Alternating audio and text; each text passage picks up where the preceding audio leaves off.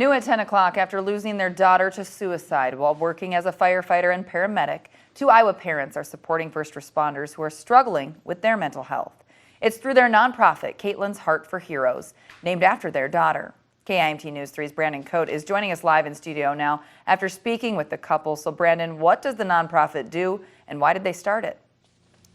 Well, Kimmy, Kaitlin's Heart for Heroes offers preventative mental health resources to any first responders before things take a turn for the worse. They say they started it after watching their daughter Kaitlin put others before her throughout her entire life.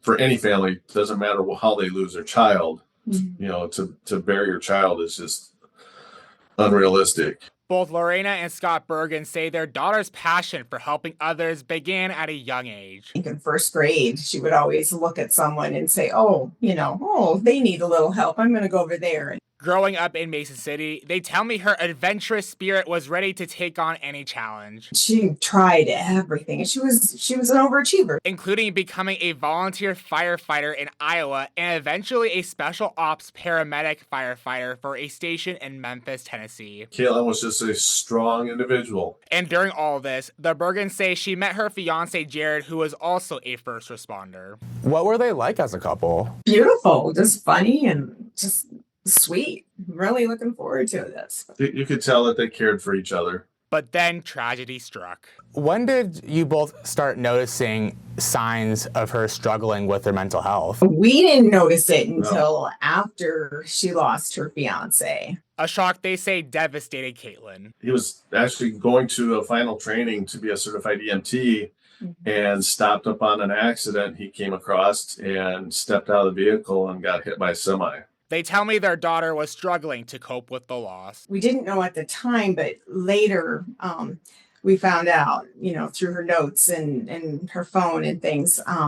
She didn't tell us personally, but we read about it. And she definitely said that was the day that she felt she died. Here's Kaitlin saying goodbye to Jared at his funeral. She waited for everybody to kind of back down, that she was okay and everything after his funeral and getting through her training so once she knew that their guards were down is when she came back to Iowa to take her life. He says Kaitlin committed suicide in April of 2022 at the age of 27 after a battle with post-traumatic stress disorder. It's devastating. And I wish people would understand that the Kaitlin that they were talking to that whole last year was not, I would say a year was not healthy. And then after she lost her fiance, not the same person at all. A year later, the parents started the nonprofit called Kaitlin's Heart for Heroes. We're basically trying to, helping to carry on, what Kaitlin started as far as helping others. An organization providing mental health resources tailored to first responders struggling with mental health. We don't want other families to go through what we're going through as far as, the grief and the loss of a child. And, that's just so overwhelming.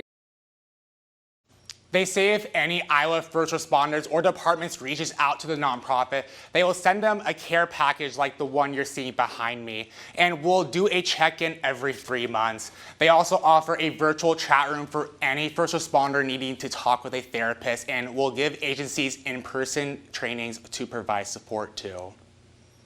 Brandon, thank you. So nice of them to chat with us tonight. Now, the nonprofit says it assisted 9 first responders and their families in Greenfield, Iowa after the deadly tornado.